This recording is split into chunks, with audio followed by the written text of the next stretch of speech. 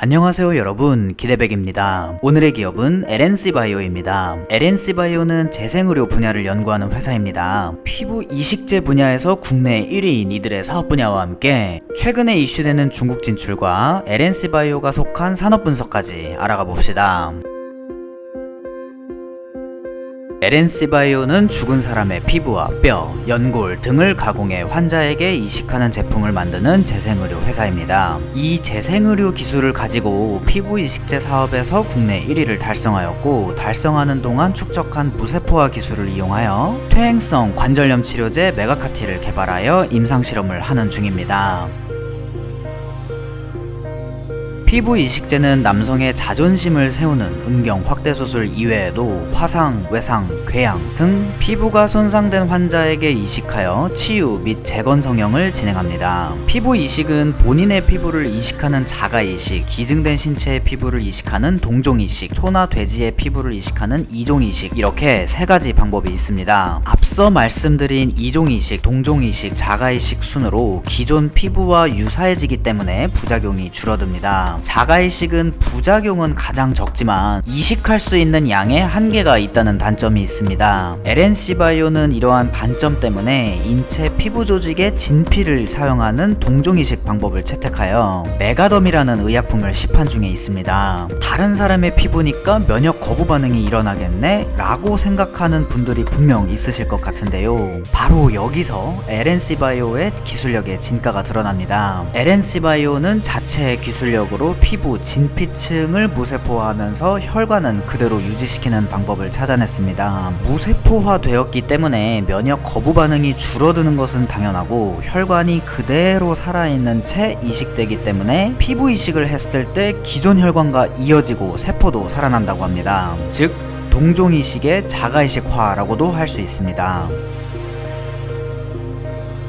뼈와 뼈 사이에 있는 연골은 뼈와 뼈가 직접적으로 닿지 않으면서도 관절을 부드럽게 움직일 수 있게 하는 역할을 합니다. 한 가지 물건을 오래 쓰면 닳는 것처럼 관절도 오래 쓰면 뼈를 둘러싸고 있는 연골이 점차 마모되면서 관절 내 염증과 통증을 일으킵니다. 이를 퇴행성 관절염이라고 합니다. 현재 퇴행성 관절염 치료법으로는 미세천공술, 자가연골 이식술, 자가연골 세포치료제, 동종 제대혈 줄기세포 치료 등이 있습니다. 미세천공술의 경우 가장 저렴하지만 궁극적으로 필요한 초자연골이 아닌 약한 섬유연골이 생긴다는 문제가 있고, 자가치료제는 안정성이 있으나 채취 후 배양해야 하는 문제가 있습니다. 동종 제대혈 줄기세포 치료 방법은 시술 가격이 비싸고 연골 재생기간이 1년 정도 걸린다는 문제가 있습니다. 메가카티의 경우 무세포화시킨 동종률의 연골로 성분 자체가 초자연골로 구성되어 있고, 시술 후 3일째 퇴원이 가능하며 시술 일주일 후부터는 일상생활이 가능하면서 타 치료법에 비해 저렴한 가격대 등의 다양한 장점이 있습니다. 메가카티는 2022년도 1월 13일에 90명의 대상자를 기반으로 한 임상실험을 마쳤고, 늦어도 당해년도 5월까지는 해당 실험에 대한 데이터 정리 및 통계 분석 작업을 마무리할 예정입니다.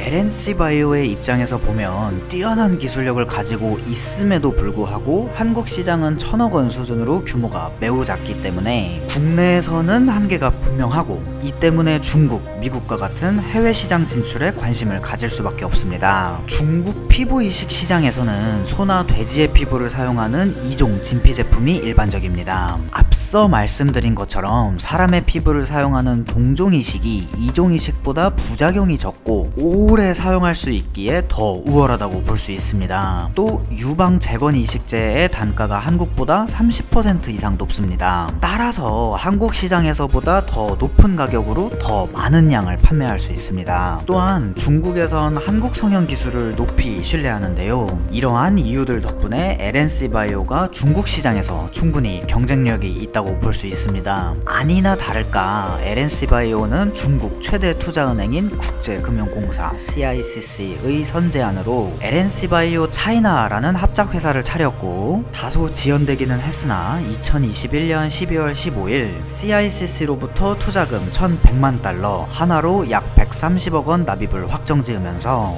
중국 시장 진출에 대한 불확실성이 다소 해결된 것으로 보입니다. 또한 7월 완공 예정인 LNC바이오 중국 공장 공사가 차질 없이 진행되면서 중국 시장 진출에 박차를 가할 것으로 보입니다.